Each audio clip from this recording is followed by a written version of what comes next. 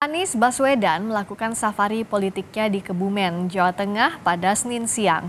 Anies menyambangi pondok pesantren tertua di Asia Tenggara yaitu Al-Kahfi di Somalangu, Kebumen, Jawa Tengah.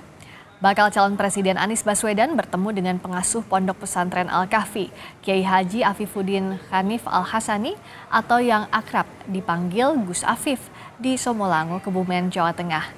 Usai acara saat disinggung wartawan terkait kritikannya tentang proyek strategis nasional atau PSN yang menjadi titipan, Anies enggan menjawab dan berjalan meninggalkan wartawan.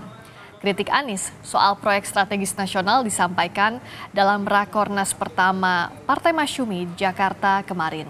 Anies menilai proyek strategi nasional baik, tapi dalam penyusunan rentan akan titipan kanan kiri. Sama dan disampaikan terima kasih karena menyambut secara aman.